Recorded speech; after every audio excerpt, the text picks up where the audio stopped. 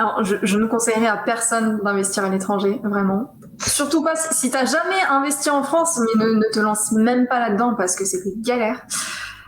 Il m'a prise dans un coin, il m'a dit bon écoutez, vous inquiétez pas, mais il semblerait que votre appartement était loué par un réseau de proxénétisme. Bonjour Valérie, merci d'avoir accepté mon invitation. Bonjour Lucas, merci beaucoup de m'avoir proposé de faire ça du coup. C'est avec grand plaisir que je te reçois aujourd'hui.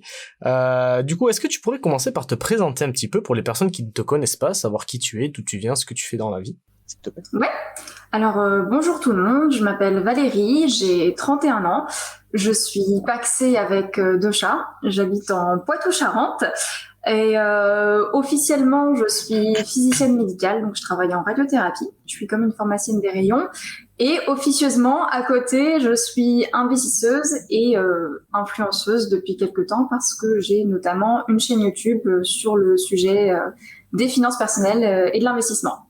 Ok, c'est bien. Donc, comment est-ce que tu as commencé YouTube? Qu'est-ce qui t'a donné envie de commencer YouTube?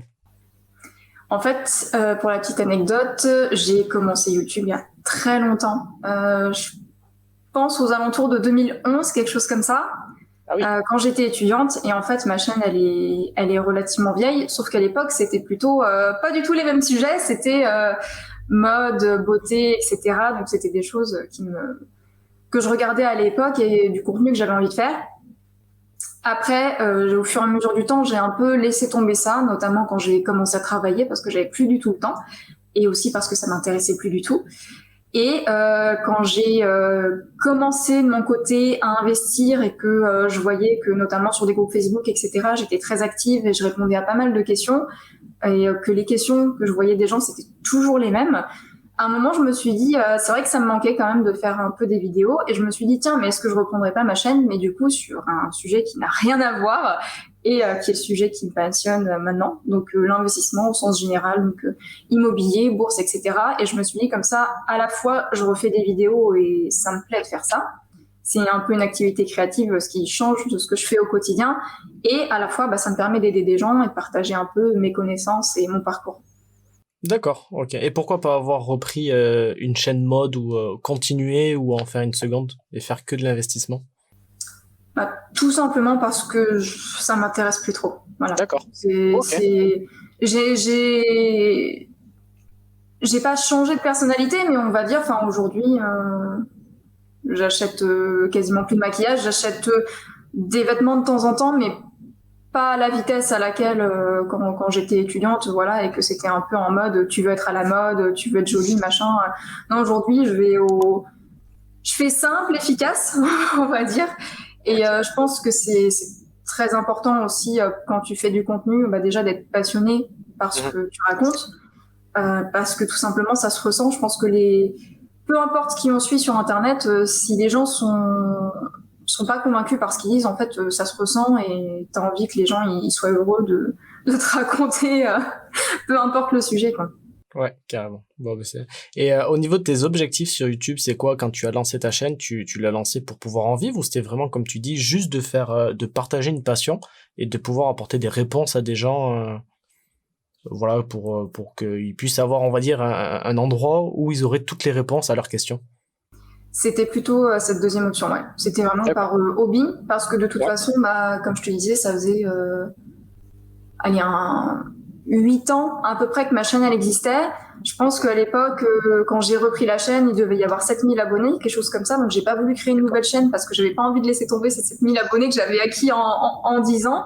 Et j'avais envie de repartir, mais avec un petit coup de pouce, on va dire. Même si je sais que ces gens-là n'auraient pas forcément suivi ce que je fais aujourd'hui. Et à aucun moment je m'attendais à pouvoir en vivre ou en faire le transformer en activité professionnelle en tout cas. Non, ça jamais. C'est venu un peu par hasard, voilà, au fur et à mesure du temps. Ok, bon, tant mieux, le travail paye. C'est ça. Et tu pourrais en vivre aujourd'hui de YouTube ou pas? Ou c'est vraiment juste un complément, une passion qui te rapporte de l'argent? Je pense que je pourrais, mais si je m'y mettais à plein temps. D'accord. Aujourd'hui, en fait, j'ai mon métier m'apporte une très bonne stabilité. Moi, je suis pas du tout d'accord avec les gens qui arrêtent pas de dire sur Internet ah, tu veux quitter ton emploi, tu veux être libre, etc. Tu veux pas avoir de patron. Je dis oui, mais moi, les gars, le truc, c'est que moi, l'emploi, je trouve ça quand même cool parce que s'il y a des jours où t'es un peu moins motivé, s'il y a des jours où t'es fatigué, où t'es malade, etc., bah, ta paye, ça sera la même à la fin du mois. Alors que si t'es entrepreneur, si t'es à ton compte, bah, en fait, si tu bosses pas, si t'es fatigué, si t'as pas envie, bah, il y a personne qui viendra te payer à la fin du mois si t'as pas fait ton taf, quoi. Donc voilà, j'ai mon métier qui m'apporte une très bonne sécurité, une très bonne stabilité financière. En plus, je suis très bien payée. Donc pour égaler ça, ne serait-ce qu'en termes de revenus, faudrait que je fasse ça à plein temps. Et je suis absolument pas prête à quitter la stabilité de mon emploi, ça c'est sûr. Mais je pense que oui, si je faisais ça à plein temps, je pourrais égaler ou dépasser mon emploi sans souci. D'accord, ok. Bon, après, tu dois peut-être avoir la passion de ton métier parce que tu fais un métier quand même qui est relativement spécifique. C'est pas comme si t'étais, enfin voilà, t'as fait de grosses études, on en parlera un petit peu plus tard. Mais je pense que t'as beaucoup bossé pour en arriver là où t'es aujourd'hui et que tu aimes ce que tu fais. Donc c'est peut-être aussi plus facile, enfin plus compliqué du coup de quitter ton travail par rapport à des gens qui ont pas forcément la passion de leur métier, pour qui c'est vraiment, comme tu dis, je veux quitter mon job parce qu'en fait je m'en fous et que j'ai rien qui me passionne, quoi. Bah, c'est sûr que c'est compliqué quand tu te dis j'ai fait 8 ans d'études supérieures, j'ai le boulot enfin j'ai bossé pour avoir ce boulot-là. C'est psychologiquement de te dire en fait je pourrais tout arrêter et faire totalement autre chose, même si ça peut être une sorte de fantasme. Psychologiquement c'est dur parce que ça veut dire que toutes les années où t'en as un peu bavé avant, voilà tu les mets de côté aussi, quoi. Donc t'as toujours la petite voix de tes parents dans la tête qui dit mais qu'est-ce que tu fous? Ben, justement, j'allais en venir par rapport à ça. Comment a réagi ton entourage quand tu leur as dit que tu allais faire des vidéos sur YouTube, ou même aujourd'hui quand tu leur dis qu'il est possible de gagner de l'argent grâce à tes vidéos et que tu tiens ce genre de discours de dire si je m'y mettais vraiment, je pourrais même quitter mon taf pour en vivre. Comment leur appréhension par rapport à ça? On va dire qu'il y a une partie de mon entourage qui est au courant. Mais en fait, enfin, j'ai pas attendu leur approbation non plus pour le faire. Tu vois, je l'ai fait, puis c'est arrivé et c'est cool. Et de toute façon, je pense que si je disais tout d'un coup à ma mère, je vais quitter mon travail et je vais faire que ça, là, ça elle serait un peu inquiète quand même si elle sait que je sais ce que je fais. Et j'ai une autre partie de mon entourage qui n'est absolument pas au courant. D'accord. Donc, et c'est quoi? Ces gens te suivent pas sur les réseaux, sur les choses comme ça, ou c'est que Non, mais mon papa, par exemple, qui a qui a un certain âge, qui est dans sa soixante-dizaine et quelques, non seulement c'est pas son truc, mais il a un rapport à l'argent qui est très compliqué. Il vient d'une famille ouvrière avec 10 enfants, qui a une enfance très difficile, où l'argent pour lui c'est vraiment, voilà, il est militant extrême gauche. Et on va dire que pour le bien des relations, il y a des choses qui doivent rester privées. D'accord. Donc même si demain tu penses que tu lui annoncerais si tu en vivais de ça, de YouTube, ou tu penses que tu essaierais de lui amener tout doucement la chose, peut-être via ta mère ou via des Non, connaissances. c'est très compliqué. Après, mes parents sont séparés depuis très longtemps, donc voilà, ils ont pas D'accord.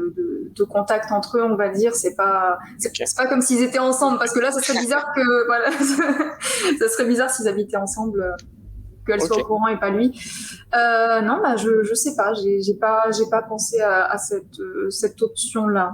Voilà. D'accord. Si je change de vie, à un moment, faudra le dire. Mais tant que j'ai encore mon emploi, on va dire, et que ma vie n'a pas été chamboulée du tout au tout, ça va, ça se passe. Ok.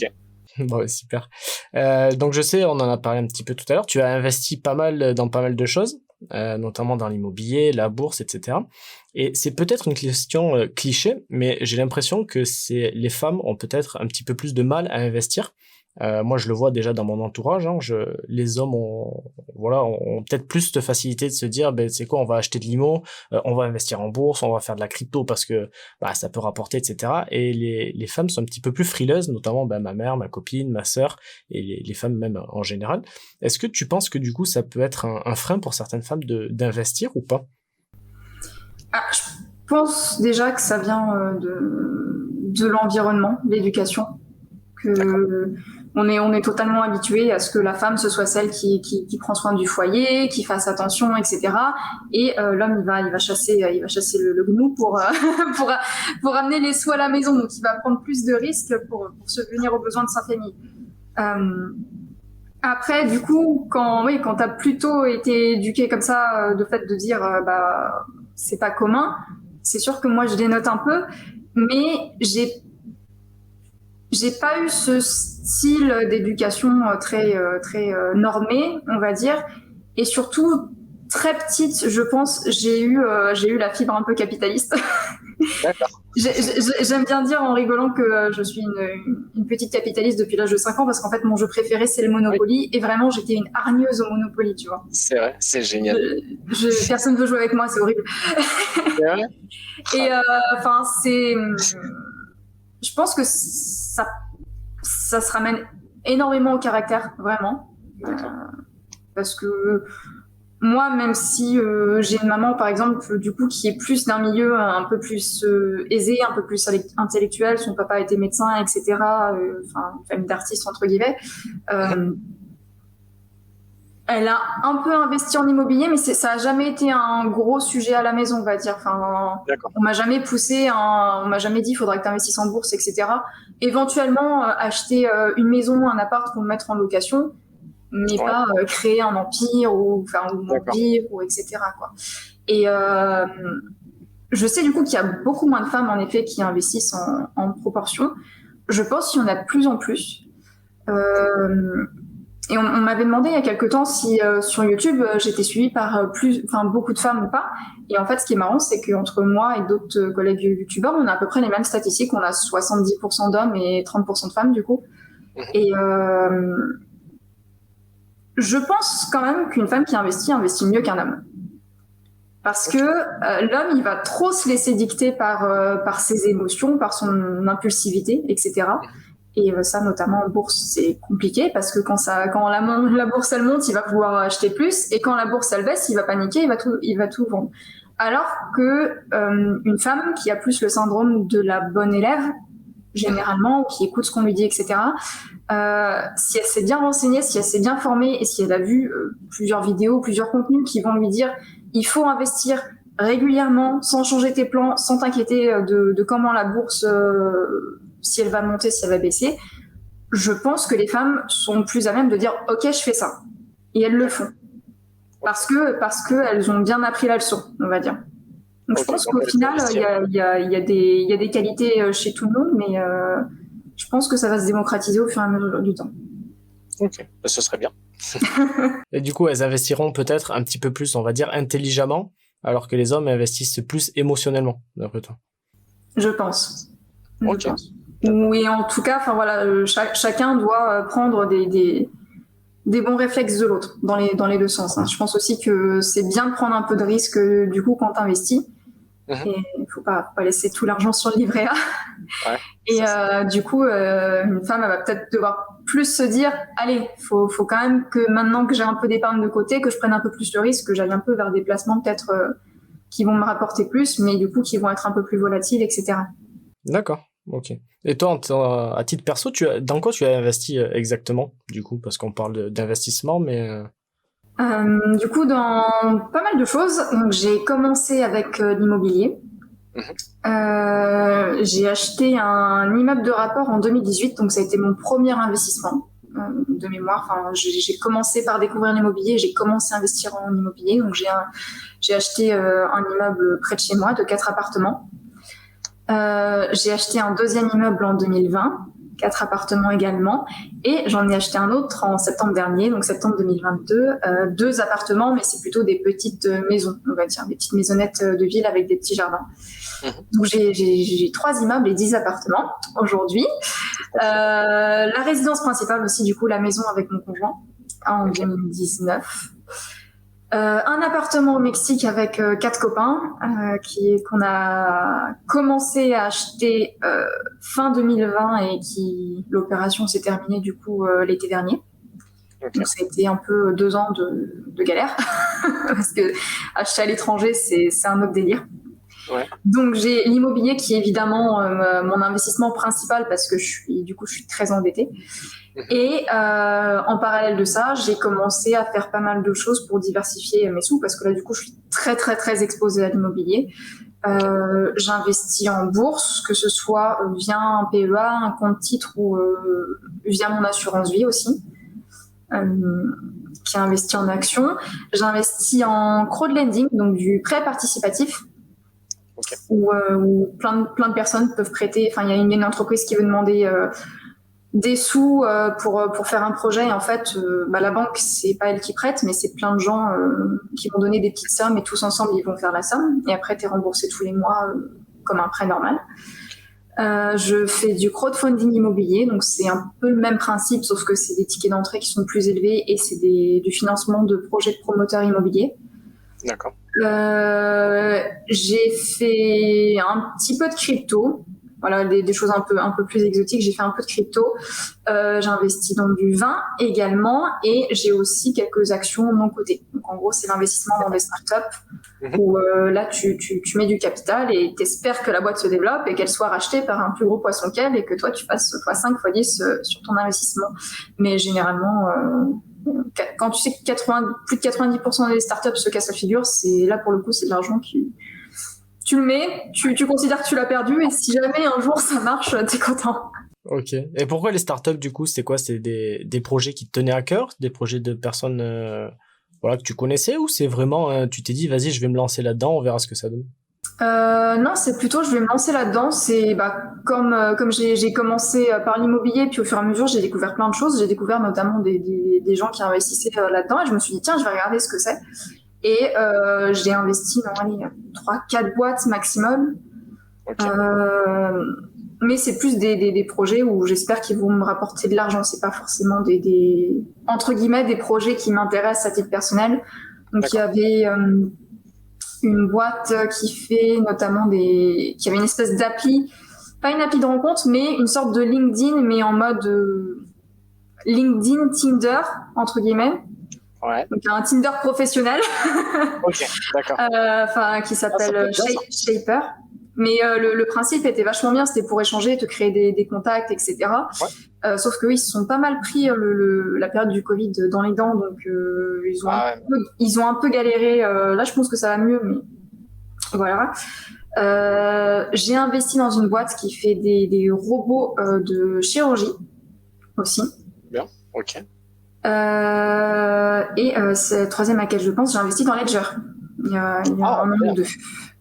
Mais pas au tout début. J'aurais voulu investir dans Ledger au tout début, mais j'ai investi dans Ledger il n'y a pas très longtemps. Ils ont refait une levée de capital là, et du coup, je me suis dit vas-y, je vais investir là-dedans parce que là, pour le coup, c'est un bon moyen d'investir en crypto sans investir en crypto, on va dire. Exactement. C'est clair. Ok, mais pour parler un petit peu d'immobilier du coup, donc tu nous as dit que tu avais acheté une dizaine d'appartements. Est-ce que aujourd'hui, c'est une question un peu bête, est-ce que tu es rentable au niveau du cash flow ou c'est vraiment pour un côté patrimonial que tu as fait ça? Alors j'ai commencé dans une perspective de cash flow. Ouais.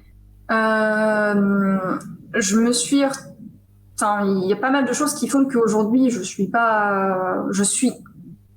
à l'équilibre, on va dire, mais c'est pas sur des cash flows de 1 000 euros par appartement, etc. Ouais. Enfin, je suis relativement à l'équilibre, mais j'ai eu plusieurs obstacles. Donc déjà, j'ai fait des emprunts sur 20 ans et pas 25, comme tu peux voir dans beaucoup de formations, etc., de contenu de gens qui disent que le Saint Graal, c'est d'avoir des emprunts sur 25 ans. Moi, le premier emprunt que j'ai voulu faire pour mon premier immeuble, du coup, je pensais pouvoir avoir 25 ans. Et au final, les banques que j'avais contactées, qui m'avaient dit pas de souci, on vous fait sur 25 ans, on travaille le dossier, puis on revient vers vous. Quand elles sont revenues vers moi, le souci, c'est que ça faisait j'attendais des nouvelles depuis longtemps et j'étais un peu prise par le temps par rapport à mon vendeur. Et quand elles sont revenues en disant on peut vous faire que 20 ans, je me suis dit bon écoute, tant pis. Et les 2 autres immeubles que j'ai achetés, j'ai pas voulu faire 50 banques différentes. Je savais que ça passerait avec une banque, la banque avec qui je travaille déjà. Et je savais que ça passerait relativement facilement. Et au final, je me suis rendu compte que je préférais investir sur 20 ans parce que j'amortis mine de rien vachement plus vite que sur 25. Ouais. Et je sais plus quelle est la différence, mais si c'est pour économiser 100 ou 200 euros par mois, au final, quand je vois l'amortissement de mon emprunt, je suis plutôt contente de faire ça. Ouais. Et deuxième chose aussi, c'est que alors pour le premier immeuble, ça va, mais les deux autres immeubles, du coup, celui que j'ai acheté en 2020 et celui que je viens d'acheter, je les ai achetés loués aussi, comme le premier, sauf que le premier, comme il y a un peu plus de bouteilles, j'ai eu le temps de faire des modifications dedans. Le deuxième immeuble que j'ai acheté en 2020, les locataires qui étaient là sont toujours là. Donc je peux pas faire d'optimisation, de rénovation et les louer un petit peu plus cher. Et le deuxième immeuble et le troisième immeuble, du coup, c'est un peu pareil, c'est qu'ils sont occupés et que tant que je peux pas faire de travaux à l'intérieur, de toute façon, c'est le loyer qui était de base quand j'ai acheté. Donc voilà, je suis relativement à l'équilibre, mais pour l'instant, c'est pas optimisé comme j'aimerais. Et je pense que pour ça, il va falloir attendre peut-être 5 ans, quelque chose comme ça.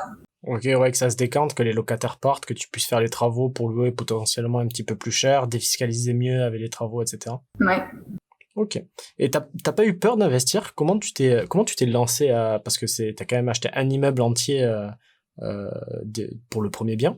Ouais. Comment t'as pas eu des peurs, des doutes, quand tu t'es motivé? Il y a eu des gens qui t'ont soutenu ou? Pas du tout, mais en fait, la publicité sur YouTube est très bien faite. Quand j'ai commencé à travailler, ce qui s'est passé, c'est que j'ai toujours regardé énormément YouTube, et j'ai commencé à avoir des publicités de formateurs, de tous les gens qu'on connaît, les gros noms des formateurs immobiliers sur YouTube. Et je me suis dit, tiens, je vais regarder. Et en fait, très rapidement, je me suis dit, mais c'est trop bien. Parce que moi, je me souvenais du Monopoly quand j'étais petite. Ah oui, donc acheter des rues entières. Voilà. Et en fait, du coup, j'ai commencé à travailler, je me suis retrouvée avec beaucoup plus d'argent que je n'avais jamais eu. Et je me suis dit, mais qu'est-ce que j'en fais cet argent? Et en fait, c'est à ce moment-là où j'ai commencé à avoir plein de pubs. Et je crois qu'en un mois, j'ai bouffé tout le contenu YouTube français sur l'immobilier. J'ai commencé à regarder des contenus américains aussi. Et, et en fait, en un mois, ouais, j'ai mangé tout YouTube. Je connaissais quasiment le site des impôts par cœur, etc. Enfin, je me suis vraiment ultra renseignée. Et je me suis dit, vas-y. Et du coup, j'ai commencé à regarder autour de chez moi. Et c'est comme ça que j'ai trouvé mon premier immeuble. Après, j'habite dans un coin où, compte tenu du fait que je sois bien payée et compte tenu des prix de l'immobilier qui sont pas ceux de Paris, je pouvais acheter un immeuble autour de chez moi, on va dire. Mon immeuble à Paris, il vaut, il vaut 2 millions, quoi. Tu vois, c'est pas du tout les mêmes prix. Moi, mon premier immeuble avec l'emprunt, il m'a coûté, avec les frais de notaire, il m'a coûté 233 000 euros. Ok, 233 000 pour 4 appartements. C'est quand même, c'est bien. Ok. Et donc du coup, tu t'es formé? T'as fait des formations? Est-ce que tu penses que c'est la base de l'investissement de se former avant de se lancer, ou on peut essayer de naviguer un peu à vue et de tenter les choses? Alors, je pense à 200% qu'il faut se former avant d'investir, mais par contre, se former, c'est pas acheter une formation, forcément. C'est te renseigner, c'est aller chercher les infos, c'est comme je disais, comme moi, regarder du contenu, etc., du contenu gratuit. Moi, au départ, avant d'investir réellement, j'ai pas pris de formation. J'ai fini par en prendre une au bout de 1 an et demi, quelque chose comme ça. Mais c'est plus parce que, à force de voir les pubs, à un moment, je me suis dit, allez, je vais voir ce que c'est quand même. Et au final, j'étais contente parce qu'en fait, j'ai vu que ce qu'il y avait dans la formation, je connaissais déjà. Donc ça veut dire que moi, j'avais bien fait mes devoirs et que j'avais bien appris de mon côté. Ça m'a plus apporté un aspect communauté. Je me suis fait plein de potes grâce à ça. J'ai rencontré plein de gens qui sont dans la même optique que moi, ce qui était vachement bien parce que mine de rien, quand t'investis, que t'es un peu tout seul dans ton entourage, tes collègues de travail qui sont pas du tout là-dedans, etc. C'est vachement compliqué. Donc j'ai rencontré pas mal de gens qui sont devenus des potes pour certains. Et non, au final, maintenant, ce que je dirais, c'est si les gens se posent la question d'acheter une formation ou pas, si t'es suffisamment malin, si tu sais où chercher les infos, si t'es débrouillard, grosso modo, si t'es à l'aise avec l'informatique, les infos, tu les as gratuitement sur Internet, sur le site des impôts, etc. Faut fouiller, faut recouper les sources, ça demande un peu de boulot, mais c'est faisable. Une formation, c'est vraiment pour les gens qui veulent pas s'embêter et qui veulent aller vite et avoir toutes les informations au même endroit. Mais on peut faire sans. Et après, je pense qu'il faut quand même pas être trop dans une optique en mode j'achète une formation parce que comme ça c'est plus facile, c'est plus rapide. Et puis après avoir fait la formation, c'est bon, je vais acheter, je vais le faire. Non, c'est pas parce que tu as acheté une formation après que tu vas passer à l'action et que tu vas faire des bonnes choses. À un moment, il faut aussi se dire, faut avoir conscience que ça va être du boulot, quel que soit le domaine où tu vas investir, ça va être du boulot et c'est pas parce que tu as payé un truc à un moment que tu vas réussir. Okay. Donc il faut se former, mais pas forcément payer pour avoir une formation. Avant d'investir. Voilà. Ok. Et est-ce qu'il y a avec le recul maintenant, avec tous les appartements que tu as et tout ça, si tu avais des choses à refaire, qu'est-ce que tu referais? Qu'est-ce que tu changerais? Est-ce que, il y en a peut-être pas, hein, mais est-ce qu'il y a des choses que tu ferais différemment? Moi, j'ai décidé pour mes immeubles de pas emprunter pour les travaux. Ouais. Parce que je suis en capacité financière de financer des travaux. Okay. Donc en fait, j'ai vraiment fait l'emprunt que pour l'achat et les frais de notaire. Et au final, tous les travaux, c'est moi qui ai rajouté les sous. Okay. C'est pareil, c'est pas quelque chose qui est forcément conseillé parce que faut avoir les épaules solides. Je pense mine de rien que là, je le ferais.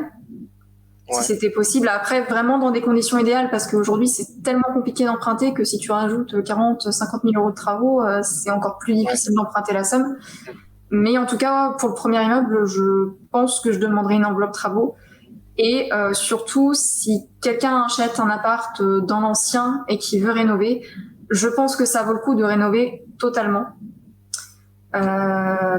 Totalement dans le sens on regarde tous les postes, on fait pas un coup de peinture et on rend le truc joli. Je dis ça notamment parce qu'en ce moment je suis en train de refaire une salle de bain dans un de mes studios et en cassant le monsieur m'appelle pour dire en fait le plancher en dessous il est pourri, en fait on a voulu raccorder la nouvelle arrivée électrique pour la lumière et on s'est rendu compte que le tableau électrique il était pas du tout aux normes. Mais en fait, le tableau électrique, c'est pas quelque chose que j'avais fait checker ou rénover quand j'avais acheté il y a 6 ans. Et je pense que ça vaut le coup de refaire une petite mise à niveau de tout un appartement, vérifier avec un électricien si l'électricité est un minimum aux normes, etc.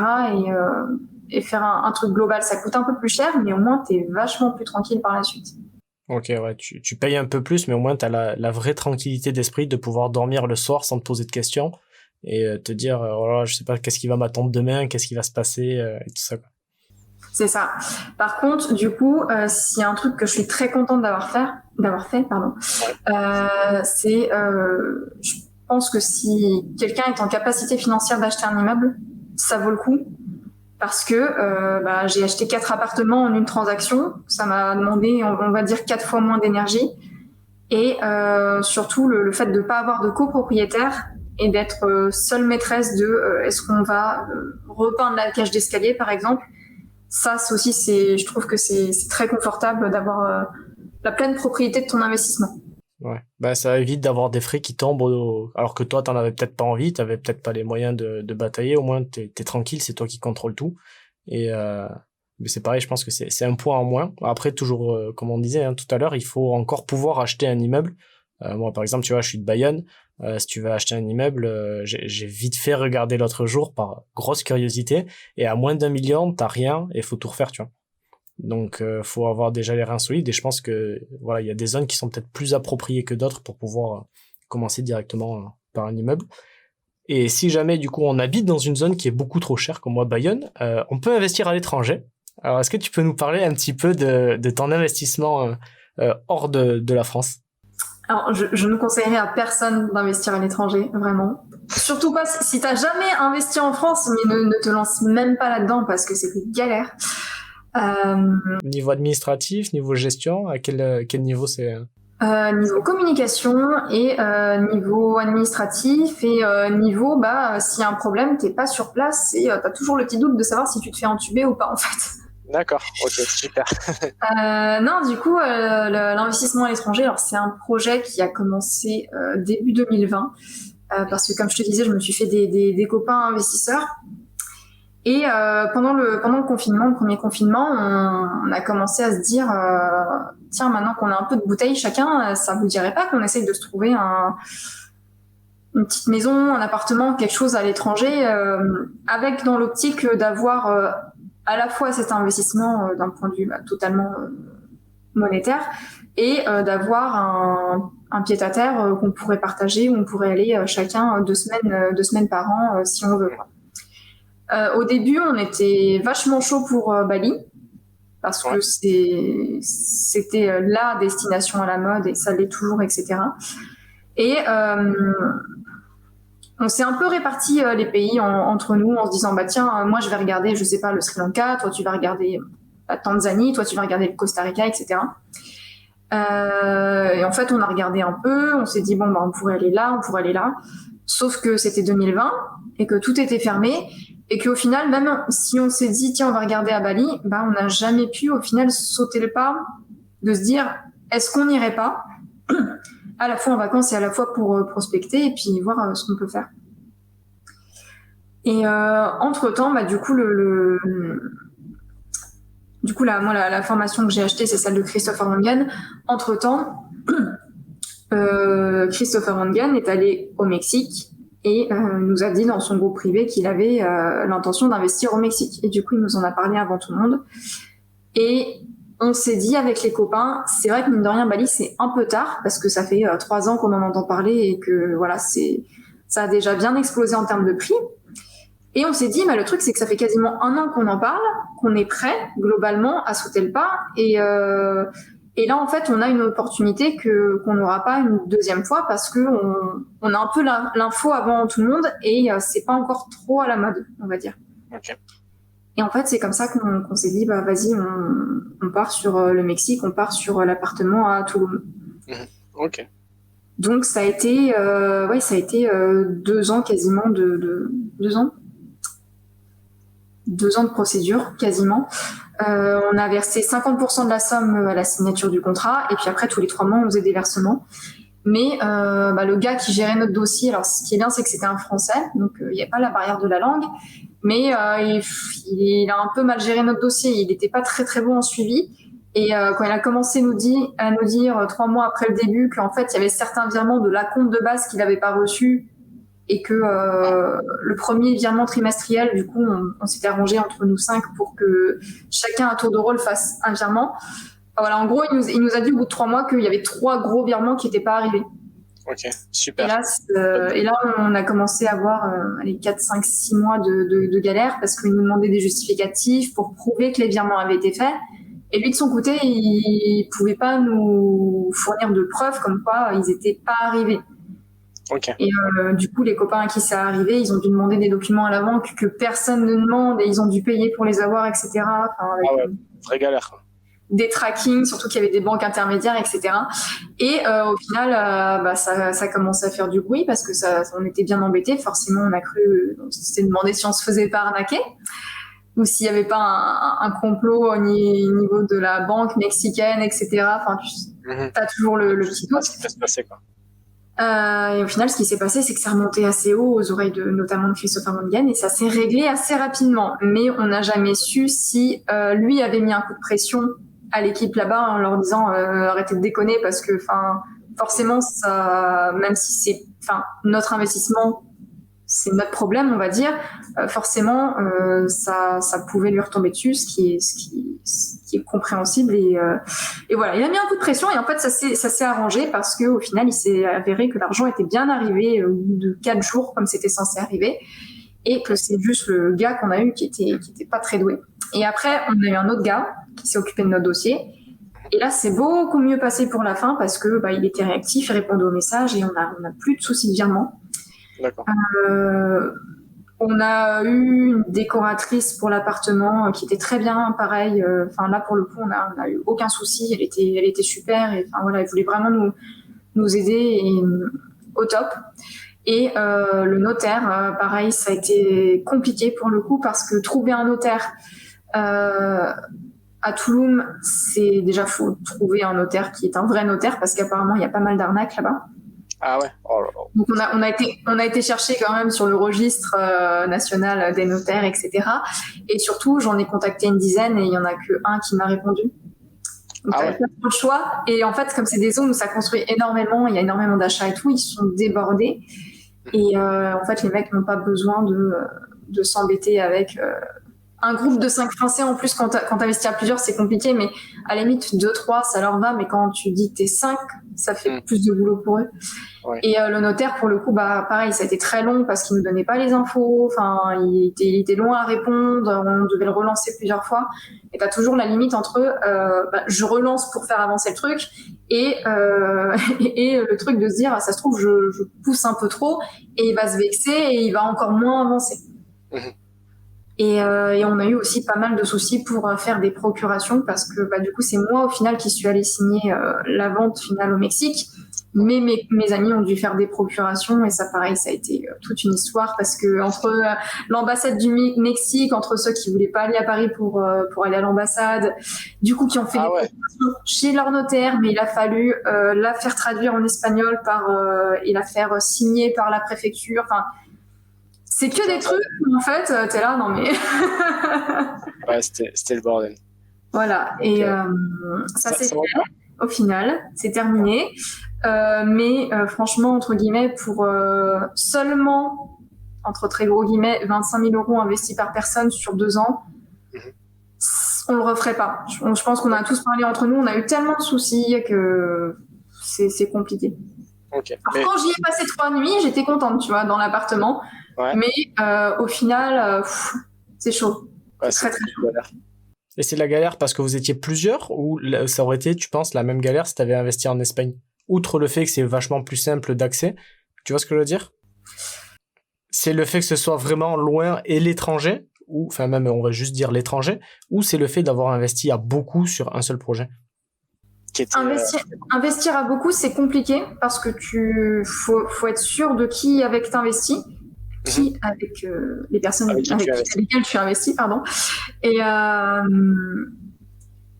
même si on était tous investisseurs et tout, qu'on avait tous la capacité financière, en termes de caractère, ça a un peu posé des problèmes de temps en temps parce qu'on n'était pas tous. Enfin, il y avait ceux qui étaient plus fonceurs, il y avait ceux qui étaient plus en mode on va attendre un peu, etc.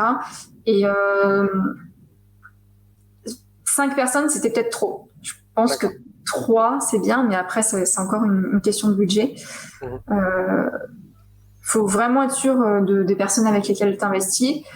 Et après, y a le fait d'avoir investi au Mexique aussi, où tu sais que j'imagine que quand tu sors de l'Europe, tu te sens moins protégé parce que tu te dis, à la limite, oui, si tu investis en Europe, tu peux toujours y aller. Et tu as quand même des lois qui sont un peu plus carrées. Enfin, t'imagines, en tout cas. Ah ouais. Et tu te dis que là-bas, c'est toujours ce genre de pays où tu as encore un peu de corruption.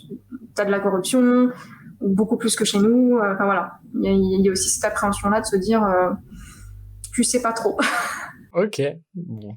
Donc, à refaire, ne pas le refaire. Pas à l'étranger ou avec moins de personnes. Voilà. Moi là, le prochain projet immobilier que j'aurai, mais ça n'a aucun rapport. Du coup, c'est plutôt aux Pays-Bas, à Amsterdam, où j'aimerais bien. Mais c'est plus personnel. Mais j'imagine que c'est quand même un peu plus sécurisé d'acheter là-bas que. Puis c'est peut-être plus facile, comme on disait, en termes de transport, tu pourras y aller plus facilement. Comme en termes de réglementation, t'as quand même les lois européennes. Donc même si tu prends un avocat en France, le mec il va pouvoir checker les lois en Europe quand même et ça sera peut-être plus facile. C'est plus carré. J'imagine que ça le sera plus. Ok. Et dernière petite question du coup pour finir avec l'immobilier parce qu'on a pas mal parlé d'IMO. Je sais que tu avais fait de la location courte durée. Avec tes appartements en France et que tu as eu une petite histoire avec des filles de joie qui ont loué cet appartement. Est-ce que tu peux raconter très brièvement l'histoire, ce qui s'est passé, les tenants et les aboutissants? Ouais, c'est pour le petit côté détente maintenant. Ouais, alors du coup, j'ai voulu tester la location courte durée sur un de mes appartements, sachant que jusqu'à présent, je faisais que de la longue durée, de la location classique. Et je me suis dit, tiens, je veux voir si ça booste vraiment ma rentabilité, mon cash flow, et je veux voir si c'est ultra rentable, comme tout le monde le dit. Donc, j'ai mis un de mes appartements en T3 en location avec une conciergerie je pense que c'est septembre 2021. Ouais. Les 2-3 premiers mois, ça allait. Et au final, le concierge, il a disparu du jour au lendemain en mode vendre de l'argent. Voilà, pour la faire courte, enfin, je me suis fait arnaquer et il y a une procédure qui est en cours, mais c'est long et c'est pénible. Et après ça, il y a une autre conciergerie qui a repris le relais, qui elle pour le coup était très sérieuse, très bien, et ça s'est fait au fur et à mesure du temps. J'ai une locataire qui, à un moment, m'avait dit oui, quand même, l'appartement que vous louez au-dessus. Il y a beaucoup d'allées et venues, etc. Les gens, ils vont, ils viennent, etc. Et moi, je me suis dit, oui, bah écoute, c'est des gens qui sont en vacances. Enfin, Ils font leur vie, quoi. ils vont, ils viennent, ils vont au musée, ils rentrent. Le soir, ils sortent, ils vont au resto, ils reviennent. Enfin, si c'est pas différent d'une vie normale de quelqu'un qui pourrait beaucoup sortir de chez lui, etc. Et tant qu'il n'y a pas de musique, de fête, etc. Voilà. Donc je l'avais un peu laissé de côté en me disant bon bah elle est juste énervée, je sais pas pourquoi. Et en fait un jour elle m'avait renvoyé un message. Je pense que là on était l'été dernier pour me dire oui bonjour, les policiers sont venus toquer à ma porte. La police est venue toquer à ma porte en me posant des questions sur vous et sur l'appartement au-dessus. Pardon. Et elle me dit du coup je sais pas du tout ce qui se passe, mais en vrai il y a beaucoup d'allées et venues et les gens ils laissent la porte ouverte en bas, etc. C'est pas très, je me sens pas très en sécurité. Donc j'ai dit ok, là il y a un problème. Et ce que j'ai fait, c'est du coup je suis allée au poste de police pour leur demander pourquoi est-ce qu'ils étaient venus, etc. Parce que du coup elle m'avait dit qu'elle leur avait donné mes coordonnées. Et je me suis dit, tout bêtement, parce que j'ai pensé au truc le plus logique pour moi, c'était qu'ils devaient contrôler les gens qui faisaient de la location courte durée, et peut-être qu'ils voulaient contrôler que c'était bien déclaré, etc., que le logement était bien enregistré. Je me suis dit, bon, moi, j'ai rien à me reprocher, tout est fait dans les règles. En fait, je suis arrivée au poste de police, et je dis, oui, bonjour à l'accueil, du coup, je suis madame Tan, je viens parce qu'apparemment, vous êtes passé à mon immeuble, etc. Il y a un monsieur qui arrive derrière, un policier qui fait, madame, oui, c'est moi. Venez derrière, s'il vous plaît. Oui. Là, tu passes l'accueil, tu vas derrière. Il m'a prise dans un coin, il m'a dit, bon, écoutez, vous inquiétez pas, mais il semblerait que votre appartement était loué par un réseau de proxénétisme. Ah Ok, donc là, tu commences à avoir le coup de pression et les larmes qui montent aux yeux. Et en fait, c'était très bizarre parce que j'étais entre le choc de la nouvelle et de comprendre en fait ce que ma locataire m'avait dit depuis quelques temps. Que oui, s'il y avait beaucoup d'allées et venues dans l'appart, c'est qu'il y avait des clients qui allaient dans l'appart. Pardon ? Tout s'éclaircissait, ce qu'elle te disait, les messages et tout, ça devenait, t'as compris direct à te dire, en fait, ouais, carrément. Ouais, entre le stress de dire c'est une activité illégale, moi je veux pas avoir de problème et je veux pas qu'il y ait des gens qui fassent ça chez moi, quoi. Enfin c'est horrible. Et entre le stress de me dire du coup je vais avoir quoi comme problème parce qu'en fait je voulais pas de problème. Et ce qui m'a un peu choqué, on va dire, c'est que les policiers ils étaient en mode non mais enfin vous en faites pas, vous allez pas avoir de problème, enfin voilà vous étiez pas au courant machin. Et il rigolait, il disait en fait je suis au courant parce que c'est moi qui suis allée à votre appartement et en fait pourquoi est-ce qu'on est au courant qu'il y a ça chez vous, c'est parce qu'il y a un client qui a oublié son téléphone dans une chambre et qui a appelé la police pour récupérer son téléphone. Et du coup le monsieur il m'a dit je peux vous assurer que dans la chambre il y avait tout ce qu'il fallait. Il y avait tous les accessoires, etc. et qu'il y avait aucun doute sur les activités qui étaient là-bas. Okay. Et en fait, l'équipe de policiers rigolait parce qu'ils disaient « Ah, mais il est très sympa votre appartement, vous devriez augmenter le prix de la nuitée et tout, parce qu'au moins vous en tireriez bénéfice. » Sauf que ils sont gentils, ils rigolent, mais en vrai, non, si tu sais que tu héberges ce type d'activité, tu peux être considéré comme proxénète.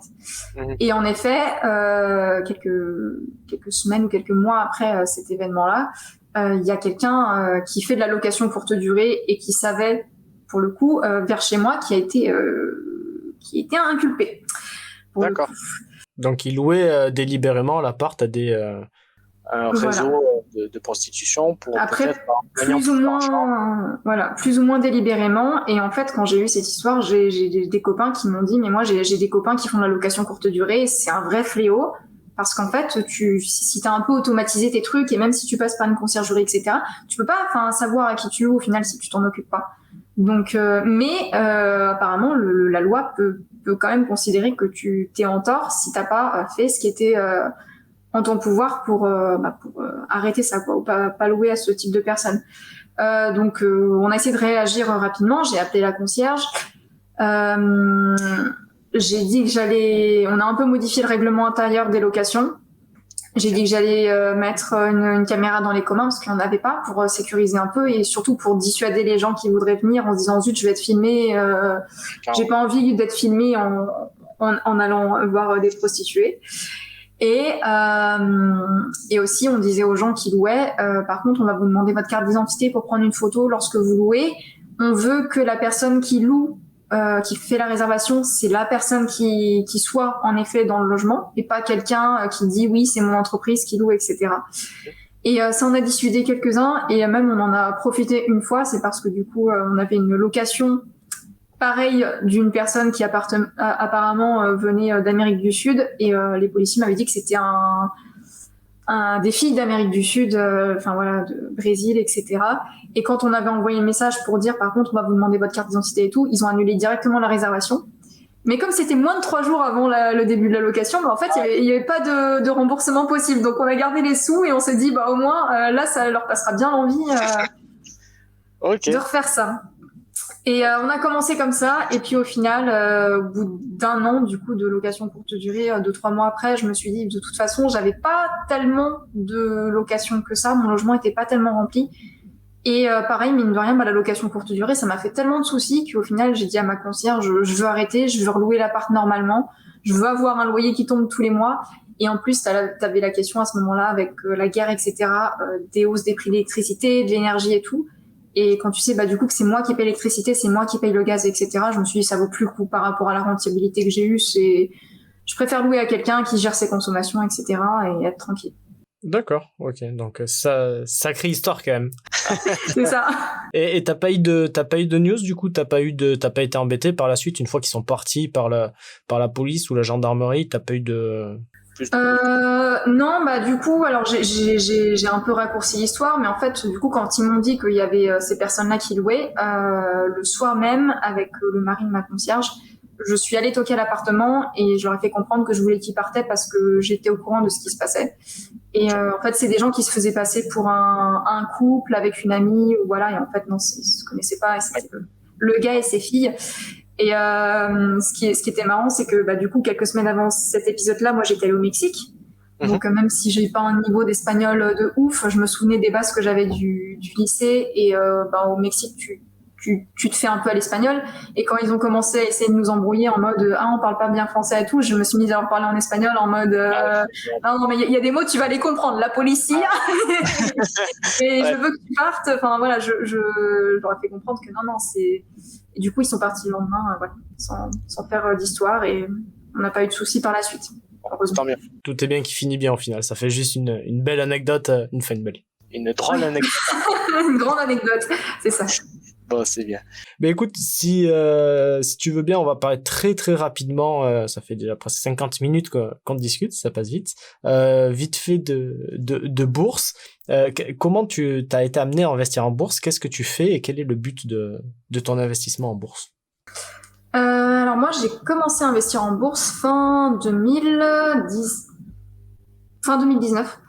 Parce que je me souviens qu'après, mes sous, mon compte sur mon PEA, j'avais commencé avec un PEA à monter, s'est effondré avec la crise du Covid, et à remonter juste après. Mais j'ai commencé à investir en bourse tout simplement parce que je me suis intéressée au sujet. Qu'après avoir investi un peu en immobilier, d'avoir ouvert une assurance vie, fait un peu de crowdlending, etc., je me suis dit, tiens, je vais me pencher sur la bourse. Au début, ça me faisait très peur parce que j'avais l'impression, tu découvres un sujet tout nouveau et tu dis, mais jamais je vais comprendre, jamais je vais m'en sortir.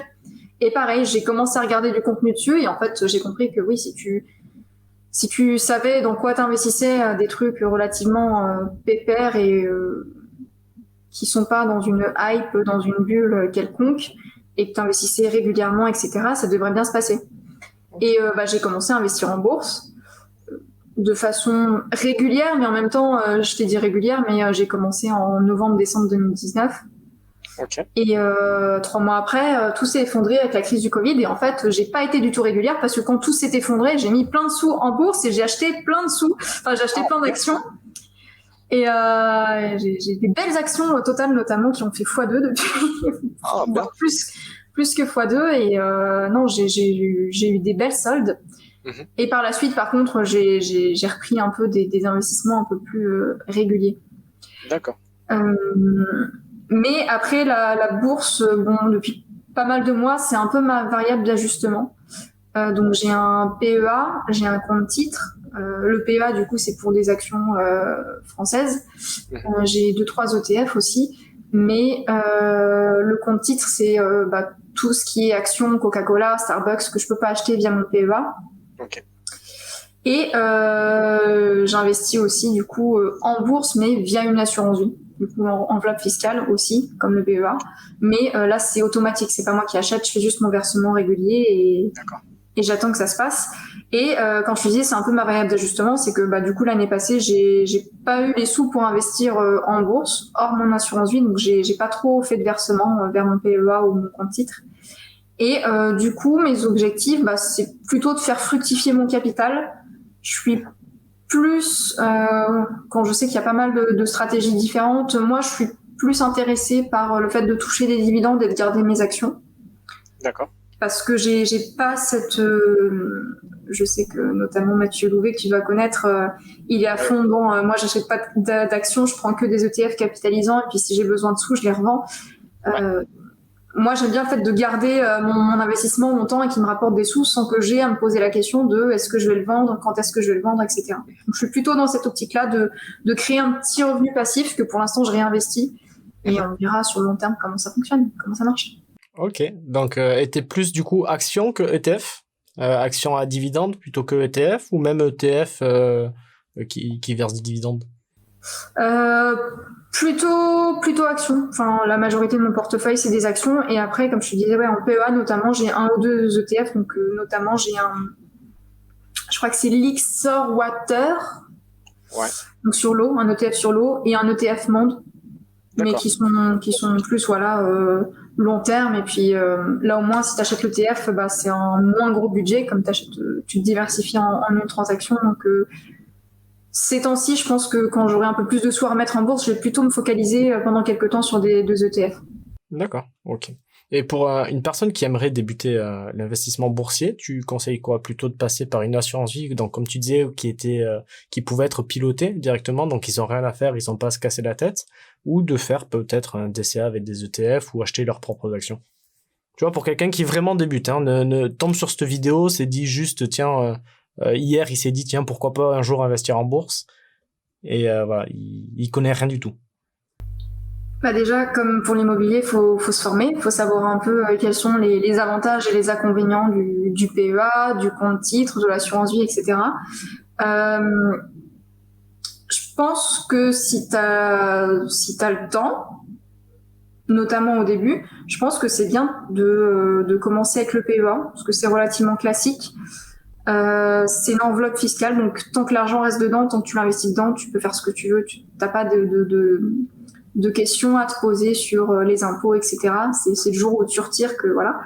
Après, l'argent, ton PEA, tu dois attendre 5 ans généralement avant de retirer ton argent sans entraîner la clôture du PEA.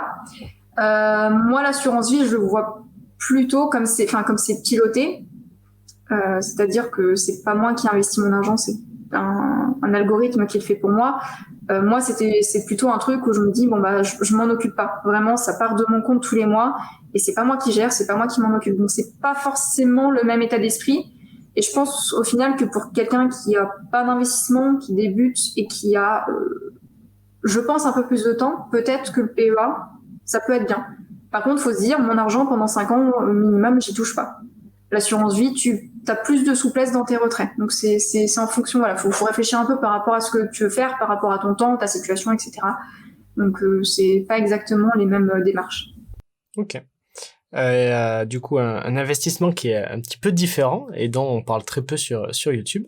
Le vin, je sais que tu investis dans le vin. Est-ce que du coup tu aimes le vin avant de commencer par là, ou est-ce que c'est vraiment juste un investissement? Alors j'ai 30 ans passés, donc j'ai commencé à aimer le vin à titre perso. Et j'ai un copain ou deux là. J'ai un très bon ami qui est sommelier, donc pareil, il nous fait découvrir pas mal de choses. Non, j'ai commencé à investir dans le vin quand même plutôt par intérêt financier, pareil, que par un intérêt gustatif. Et de toute façon, du coup, j'investis dans des bouteilles que je garde et que je vais revendre après. Ces bouteilles-là, je les boirai pas. Parce que je me sens pas forcément à l'aise de boire une bouteille à 800 € déjà. Et parce que, voilà, c'est pas le but. Je pense qu'il faut bien dissocier les deux. Parce que si tu commences à te dire, tiens, je vais acheter une bouteille à 300 € et qu'au final, tu craques et tu la prends pour toi et tu la bois, enfin, c'est plus l'objectif de base. Ok, ouais, donc c'est vraiment spéculatif et c'est pas, tu aimes le vin, mais c'est pas, voilà, t'investis pas pour te dire d'ici 10 ans, je vais me boire une belle bouteille et... Ok. Pourquoi pas, mais pour l'instant, en tout cas, c'est pas le cas. Ok, bon, ben c'est bien. Parce que ouais, je fais une petite dédicace à un ami à moi, Pierre, qui bosse là-dedans, tu vois. Il a fait des études d'onologie, il vient de finir à l'instant. Et voilà. Tu passes par quelle plateforme pour... Tu achètes tes propres bouteilles ou tu passes par une plateforme, toi? Alors, je le fais sur une plateforme, mais du coup, c'est moi qui choisis ce que j'achète. Cavissima. D'accord, ok. Moi, je connaissais pas. Et pour une personne qui débute, le vin, c'est quoi? C'est quand même pour quelqu'un qui a un petit peu plus de patrimoine, ou tu penses que même quelqu'un qui a un petit peu de sous à mettre tous les mois, il peut partir là-dessus plutôt qu'en bourse? Alors, je pense qu'il y a pas mal d'avantages dans le vin. Un truc que j'ai découvert au début, quand j'ai commencé à me renseigner, j'avais eu un appel avec quelqu'un de la plateforme parce que, en fait, comme c'est pas très connu, ils sont encore en possibilité, tu vois, de pouvoir encore répondre aux questions, machin, ou te faire un petit aperçu de leur plateforme, etc. Et du coup, j'avais pas mal de conseils. Et en fait, il m'avait dit notamment, ça je savais pas, je l'ai découvert en me renseignant, le vin c'est défiscalisé jusqu'à, tu n'as pas d'impôt dessus, donc t'as pas de flat tax, jusqu'à 5 000 € par vente. Pour atteindre une bouteille à 5 000 €, faut quand même le faire. Ouais, faut avoir un gros capital. Donc ça, quand même, mine de rien, c'est vachement bien. Mm-hmm. Et moi, ce qu'on m'avait dit surtout, c'est que si c'est vraiment dans un but spéculatif d'investissement, il faut minimum partir sur des bouteilles à 100 €. Les petites bouteilles, enfin voilà. Surtout que tu as des frais de stockage, donc ça dépend des bouteilles. Allez, on va dire aux alentours, en fonction de la bouteille, aux alentours de 50 centimes par bouteille et par mois. Mm-hmm. Donc tu as des frais de stockage. Et mais après, tu as la question de est-ce que tu as choisi la bonne bouteille ou pas. Donc voilà, ça s'apprend aussi. Et moi, au début, j'ai pas fait compliqué. Du coup, je suis partie sur des bouteilles assez chères. Et je suis partie sur les grands noms que je connaissais de mémoire, on va dire, parce que j'en avais entendu. Je sais pas, si je te parle de Cheval Blanc, Château Margaux, etc. Enfin, tu vois, c'est des noms qui sont assez connus. Donc j'ai essayé de commencer par ce type de bouteille-là. Et du coup, pour l'instant, j'ai investi dans des bouteilles entre 100 et 800 €, je crois. Sachant que 800 €, c'est genre un magnum de je sais plus quel grand cru. Mais en fait, pareil, on m'a dit, ce qui fait le prix du vin, donc c'est déjà l'année, mais c'est aussi la rareté. Donc un vignoble qui va produire peu de bouteilles, du coup, la bouteille, elle va, au fur et à mesure du temps, elle va être bue. Déjà, il t'indique la période pendant laquelle la boire. Donc, par exemple, tu l'achètes en 2020 et en fait, ils vont te dire, en théorie, la bouteille, il faut la consommer entre 2025 et 2055, par exemple. Okay. Tu sais que tant que tu n'as pas forcément atteint 2025, la bouteille ne va pas forcément prendre en valeur. Par contre, à partir du moment où les gens vont commencer à consommer les bouteilles, etc., au fur et à mesure du temps, la bouteille va être de plus en plus rare et du coup, son prix va monter. En théorie, parce que tu peux aussi acheter la meilleure bouteille du monde et en fait que le prix se casse la figure, etc. Enfin, tu as toujours les mêmes risques de l'investissement. Voilà, faut bien taper. Et moi, notamment, j'ai acheté un ou deux magnums à 800 €, qui sont des magnums de très grands crus. Et pour le coup, des magnums, tu en as encore moins que des bouteilles de taille classique. Et voilà, j'ai commencé ça en 2020 et je suis toujours en test parce que pour l'instant, j'ai pas vendu de bouteilles, donc j'ai pas encore fait toute la chaîne. Mais pour l'instant, j'ai fait des belles opérations. J'ai des bouteilles qui, en un an, même pas, ont pris 20%. Ah ouais, bien, propre. Mais j'ai pas encore eu le cas. Alors je sais pas si c'est parce que j'ai eu de la chance ou parce que j'ai bien trouvé mes noms. J'ai pas encore eu le cas où ma bouteille elle a perdu en valeur moyenne, on va dire, par rapport au marché. Ok. Parce que du coup, là, vu que tu passes par une plateforme, est-ce que si tu le souhaites, tu peux retirer, entre guillemets, ta bouteille, ils te l'envoient ou je sais pas comment ça se passe, ou c'est... Ouais. Ouais, ok. Soit donc tu l'achètes et soit eux la conservent et du coup il y a des frais de stockage parce que bah, du coup il y a l'électricité, etc. Et ils la conservent dans des conditions optimales pour le coup. Soit tu te la fais livrer chez toi et à ce moment-là, c'est soit parce que tu veux la consommer, parce qu'ils vendent du vin aussi pour les gens qui sont consommateurs, soit parce que tu veux la stocker chez toi. D'accord. Moi, je me voyais pas, pour une histoire de 30 centimes par mois, par bouteille, moi, je me voyais pas stocker de bouteilles chez moi, d'une part parce que les conditions seraient pas forcément idéales. Si un jour il fait plus chaud, plus froid, etc., même si j'ai une cave et que normalement la cave est plutôt saine et pas mal, et aussi pour des questions de sécurité parce que grosso modo si demain je me fais cambrioler bah je perds tout quoi. Ouais. Ok. Bon, ben, tu vois, c'est pas commun, investir dans le vin, mais je pense que ça peut intéresser beaucoup de monde. Donc, à l'occasion, je te recontacterai peut-être, même en perso. Hein. Mais en tout cas, voilà, si tu disais ce que pour un débutant, ouais, faut savoir que tu peux quand même tourner autour d'un budget de 200-400 euros pour commencer à avoir ouais, 150, 300 pour avoir des bouteilles qui commencent à être intéressantes. Voilà, pour te donner une idée du budget. Ok.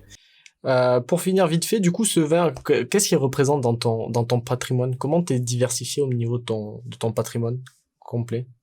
Alors, j'ai pas les chiffres exacts en tête, mais grosso modo, bon là, avec le nouvel achat, c'est encore pire, mais je pense que 99% de toute façon de mon patrimoine, c'est de l'immobilier. Ok. Parce que tout emprunt confondu, avec même avec la maison, avec mon conjoint, mais on est à 800 000 euros, quelque chose comme ça. Ouais.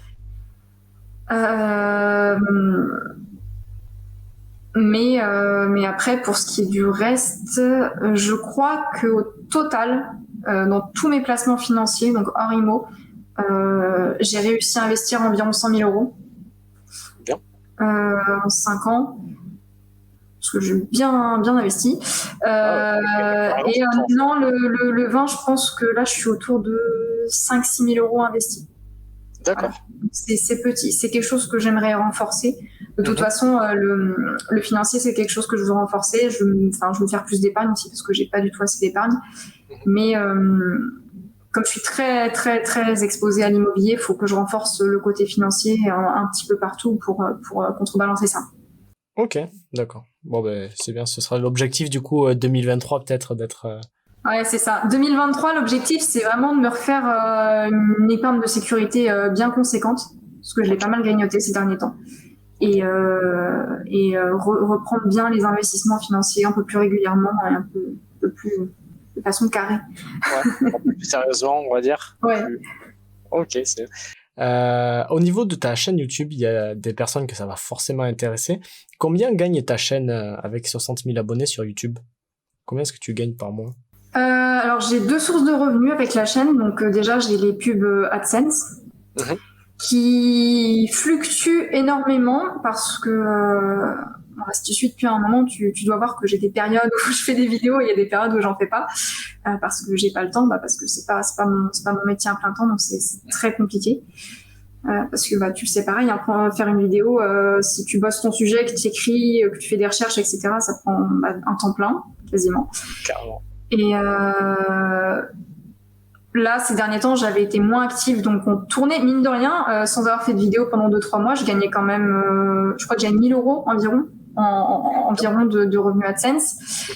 Et le meilleur mois, pour l'instant, c'était novembre 2021, et c'est le premier mois où j'avais dépassé 2 000 euros de revenus AdSense. Propre. Donc voilà, et après ça, j'ai des partenariats d'affiliation. Donc actuellement j'en ai 3, si je dis pas de bêtises. Non, j'en ai un nouveau, mais je l'ai pas encore mis en place. Donc j'ai un partenariat avec Yomoni, qui est la boîte où j'ai mon assurance vie. J'ai un partenariat avec October qui fait du crowdlending, et j'ai un partenariat avec Community qui fait du crowdfunding immobilier. Et du coup, tu sais, je peux pas te dire les montants individuellement et tout. Ça, ouais. Mais mon auto-entreprise en 2022, du coup, elle a fait 69 000 euros de chiffre d'affaires à peu près. D'accord. Bien. Ah oui, parce que t'étais en auto-entreprise et puis, si je me rappelle bien, t'as bataillé pour changer de statut, c'est ça? Je bataille encore. Ok. En fait, enfin voilà, je suis en auto-entreprise, sauf que quand t'es auto-entrepreneur mais que t'as un boulot à côté, il y a plus cette histoire de prélèvement unique assez bas qui est vachement bien quand tu fais que ça et que tu gagnes pas énormément. En fait, quand t'es en auto-entreprise et que tu commences à dépasser de mémoire, c'est 27 000 euros de revenus annuels. Donc si tu as déjà un emploi à côté, que tu as ça en plus, voilà. Tu as tes cotisations sociales, donc tu as 22% d'URSSAF, plus ta tranche marginale d'imposition. Et moi, ma tranche marginale d'imposition, avant, c'était 30, et là, je pense que j'ai dépassé pour cette année les 41%. Donc en fait, entre 50 et 60% de l'argent que j'ai gagné sur YouTube cette année, ça part en cotisation et impôts. Et notamment cotisation, alors que j'ai déjà une protection sociale avec mon boulot, donc j'en ai pas forcément besoin. Mais en tout cas, je me fais beaucoup taxer et je paye beaucoup d'impôts et j'ai du mal à gérer. Et du coup, là, le but, je pensais que ça serait bon pour fin 2022, mais c'est pas encore finalisé parce que je passe par un cabinet comptable. Je suis en train de créer une SASU. Ok. Et aussi parce que le plafond de la micro-entreprise pour les services, c'est 72 000 euros que j'ai failli dépasser et que je voulais pas passer dans un autre statut d'entreprise individuelle avec des cotisations RSI et tout. Moi, j'en peux plus des cotisations. Je suis en train de... Ouais, voilà. Du coup, je suis en train de créer une SASU. Et là, on serait plutôt dans une optique avec l'expert comptable de dire, j'ai un emploi, j'ai pas besoin de cet argent pour vivre. Et vaut mieux que je me le prenne en tant que dividende en fin d'année, si je veux, que j'amortisse certains des investissements pour ma boîte. Par exemple, mon PC sur lequel je bosse, il a 10 ans. Et ça va, mais quand j'exporte une vidéo, ça met 4 heures à exporter la vidéo, quoi. Donc bon, j'aimerais bien avoir la possibilité de me racheter un bon PC fonctionnel et tout. Et puis si je peux l'amortir aux frais de la boîte, c'est cool. Et en gros, le comptable, il m'a dit, si entre la micro-entreprise et la SASU, si l'année prochaine vous faites, mettons, 80 000 euros de chiffre d'affaires, vous économisez 15 000 euros d'impôt avec la SASU. Donc, à un moment, tu dis, bon, ça vaut peut-être le coup, mais voilà, ça prend longtemps parce qu'il y a plein de questions par rapport à combien vaut ma micro-entreprise et le fait que j'apporte une activité qui existe déjà à ma SASU. Il faut pas que dans 5 ans, les impôts reviennent et disent en fait, votre boîte, elle a fait, 400 000 cette année. En fait, vous avez apporté 400 000 quand vous étiez en micro-entreprise et on va vous faire un redressement fiscal, etc. D'accord. Mon expert comptable m'a dit, on va faire une évaluation, comme ça, on va dire ce que tu apportes. Et dans quelques années, si on a un contrôle fiscal, on sera clean, quoi. Voilà. Ok. Donc, ok. Donc, c'est pour 2023? Normalement, tu penses que ça va être... Oui, parce que là, ça fait quand même 3 mois que c'est en cours et... Fin janvier, j'aimerais bien. Allez. On croise les doigts, on te le souhaite. C'est ça. Bon, du coup, pour finir vite fait, on va finir cette interview parce on a dépassé l'heure. Je vais te poser quelques petites questions, diverses et variées, un peu, pour finir décontracté, on va dire. Tu y réponds, entre guillemets, au plus vite, par oui, par non, par des réponses courtes. T'es pas obligé d'argumenter. Et tu verras, c'est pas très compliqué. Alors, demain, tu ne peux plus vivre en France. Dans quel pays est-ce que tu aimerais habiter? Aux Pays-Bas, à Amsterdam. Ok. L'argent fait-il le bonheur? Oui. Est-ce que tu es célibataire ou en couple? Paxé. La chaîne d'investissement YouTube que tu suis le plus? Je pense que celle que je regarde le plus régulièrement, c'est celle d'une américaine qui s'appelle Aja Deng, qui a commencé son contenu parce qu'elle était endettée de ses emprunts à l'époque et qui faisait surtout des vidéos budget, sortir de ses dettes, etc. Et maintenant, c'est plus organisation de budget, on va dire. Moins investissement. Maintenant, j'en ai beaucoup regardé au début. Maintenant, je regarde beaucoup moins. Ok. Est-ce que tu as une chaîne pareille de divertissement sur YouTube que tu préfères, que tu aimes bien regarder? Si tu as 20 minutes à perdre... Je regarde tout, moi. C'est vrai? Je regarde tout. Je regarde Squeezie, McFly et Carlito, Amixem, Joyka.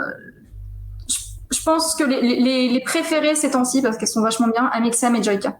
Ok, moi c'est pareil, Amixem, tu vois. Dès que c'est très rare quand je regarde des vidéos de divertissement sur YouTube, mais dès que j'en ai une à regarder, en général, je mets une de ces vidéos et puis ça passe.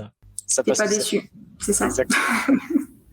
Où est-ce que tu te vois dans 5 ans? Ou enfin, plutôt comment tu te vois dans 5 ans? Qu'est-ce que tu auras fait, les projets, etc. J'espère que j'aurai continué à développer mon activité sur YouTube. Moi, comme je disais, le confort du salariat, c'est quelque chose que je suis pas forcément prête à laisser tomber de sitôt. Par contre, je me dis que si j'arrivais à, pourquoi pas, faire un temps partiel à mon travail, histoire de me dégager une journée dans la semaine pour faire ça, ça serait déjà vachement cool. Et après, du coup, le projet, comme je t'ai dit, ça serait dans un idéal, le fantasme un jour quand même, peut-être pas dans 5 ans parce que c'est un peu tôt, mais vraiment avec mon chéri, on aimerait bien acheter à Amsterdam et vivre à Amsterdam un jour. Ok, bien. Du coup, introduction à la question d'après. Quel est ton style de musique préféré? Musique électronique et surtout la house.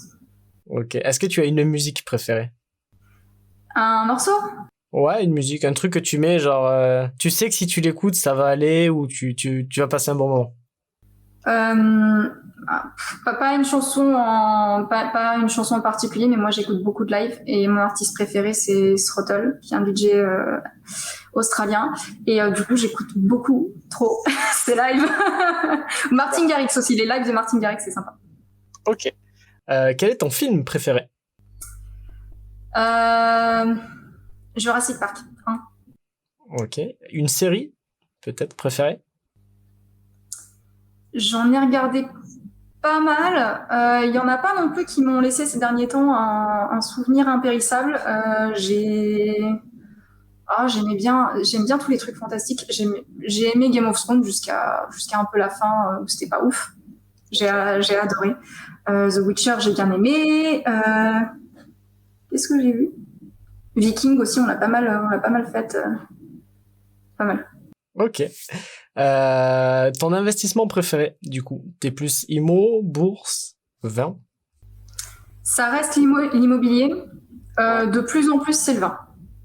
Ok, d'accord, bien. L'application de ton téléphone que tu utilises le plus? TikTok, Instagram. Ah, c'est terrible. TikTok. Ouais. Ils ont bien géré leur Leur Je crois que algorithme. c'est ça. Est-ce que tu étais une bonne élève à l'école? Très bon élève. J'ai eu 17,2 de moyenne à mon bac. Lourd. Bac Félicitations. scientifique. Merci. Ça ne sert à rien après, c'est ça qui est fou. Ouais, bon, un peu dans ton métier, non? Même pas? Le fait d'avoir fait un bac S? Alors en vrai, oui, mais enfin tu vois, j'ai fait 8 ans d'études supérieures après. Mhm. Donc on s'en fiche un peu. Par contre, à mon grand étonnement, même après 8 ans d'études supérieures, on a quand même vu dans mon CV que j'avais eu mention très bien en bac, alors que pour moi, ça n'a plus aucune valeur. D'accord, ok. Donc voilà. Quel est ton passe-temps préféré? Manger. Parce que j'adore la bonne bouffe avec mon chéri. On est vraiment passionnés de cuisine. Donc les restos, c'est vraiment le gros plaisir. Et musique électronique, festival, etc. Ok. Si t'avais un plat à manger, là, maintenant, de suite, ce serait quoi? J'adore les fruits de mer. Et sinon, en plat cuisiné, c'est gigot d'agneau de 7 heures. Avec des petites gousses d'ail caramélisées, etc. Ça, c'est...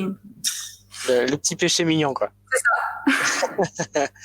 Si tu devais faire, si tu devais faire un repas avec une personne de ton choix, vivante ou même décédée, ce serait qui? Une personne, c'est chaud. Personne ou groupe de personnes?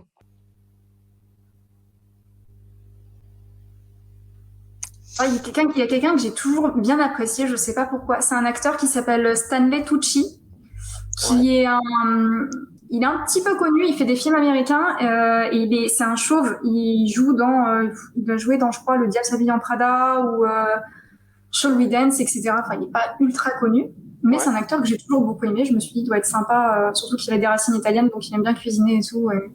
Ok, donc ce sera avec lui. Ok. Et pour finir, est-ce que tu peux nous raconter une anecdote, celle que tu veux dans ta vie qui t'a marqué, en positif ou en négatif, une petite anecdote qui te passe par la tête. Sur n'importe quel sujet ou avec l'investissement ou... Ce que tu veux, une anecdote, voilà, t'as un truc à nous raconter, celui que tu veux, qui te fait plaisir ou pas, qui a une histoire, une chute, une bonne fin, une mauvaise fin. Les amis, si vous appréciez cette vidéo, n'hésitez pas à nous mettre un gros pouce bleu, ça nous soutient énormément et je vous en remercie. J'ai une bonne anecdote, c'est que du coup quand j'ai commencé YouTube et que je faisais des vidéos mode, beauté, etc., le milieu où je travaille, c'est un très petit milieu et c'est des intellectuels, c'est des scientifiques, tu vois. Donc le fait de faire des vidéos futiles, entre gros guillemets, et ça m'a valu beaucoup de critiques, beaucoup de moqueries. Très haut d'ailleurs, très haut placé, des gens de mon école qui se sont permis apparemment de faire des réflexions alors que, enfin, qui es-tu pour juger la valeur des passe-temps des autres. Et ce qui est marrant, c'est qu'aujourd'hui, c'est déjà, je pense qu'il y a beaucoup de gens qui sont au courant dans mon métier que je fais ça. Et je pense qu'ils sont là en mode ah la vache, en fait ça marche bien. Et j'ai déjà des gens qui font mon métier qui sont venus me voir en mode alors les investissements et tout, donc ça c'était plutôt cool.